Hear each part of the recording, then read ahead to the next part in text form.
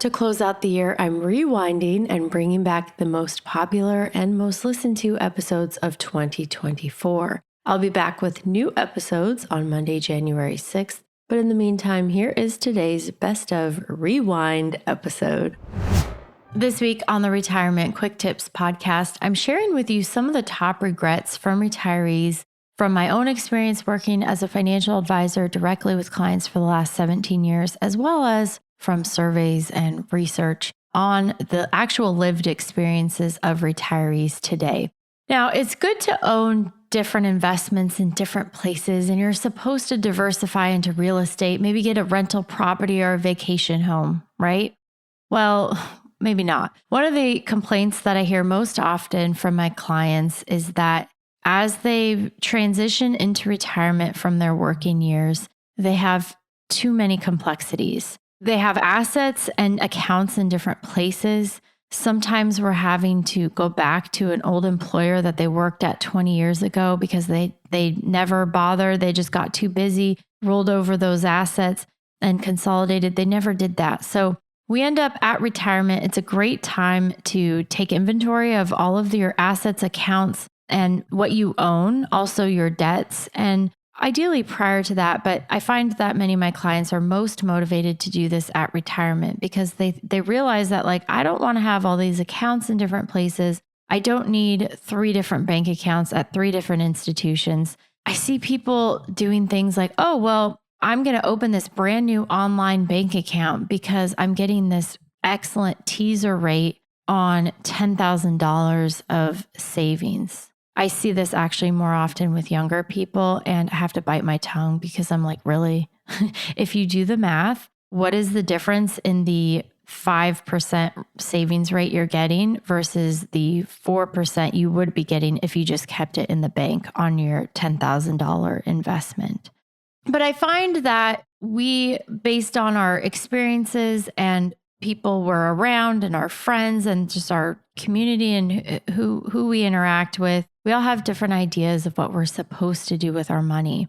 I've also talked to people who over the years have accumulated real estate. And I'm not bashing real estate. It's fine. But you can't ignore the complexities that a rental property or a vacation home add to your life. In fact, a perennial discussion that my husband and I have is about buying a beach house. He would absolutely love to prioritize saving for and buying a beach house someday. And I have the same response every time. No, I'm not doing that. I will not do it. And I tried to convince him that, like, no, you don't actually want this.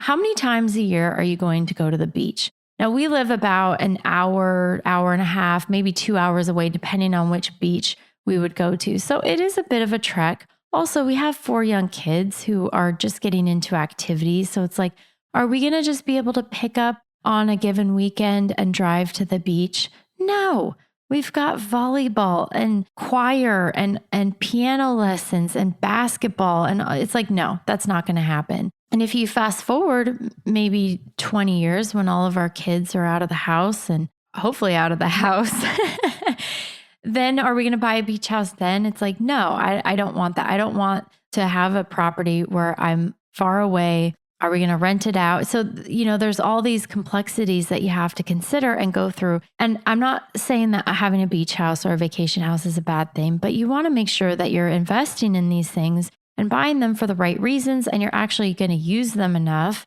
or benefit from them enough financially that it justifies the costs and the headaches associated with that. And I'll tell you, the reality of the situation is, especially once clients get into their 70s and older, they do not want to own real estate anymore. They don't. I have so many clients that had rental properties or have and are actively trying to unwind those. And guess what? The way the tax system works, if you're not going to roll it into another property, so if you get into real estate, you better like it and you better stay there. Otherwise, you're going to have a big tax bite.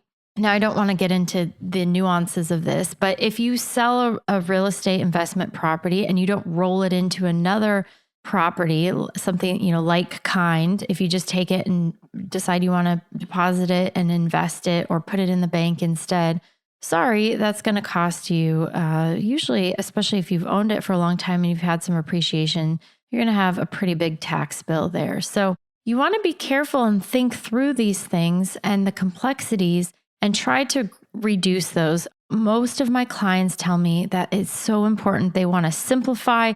They want to simplify their bank accounts, their investments, their assets. They don't want to have all these different assets in different places. So you want to think that through both before you make big decisions, but as you're approaching retirement, what assets do I need to consolidate? What assets do I need to unwind completely? And think through that before you're 80 years old and you've decided that you're done with it altogether. All right, that's it for today. Thank you so much for listening. My name is Ashley Michikay, and this is the Retirement Quick Tips Podcast.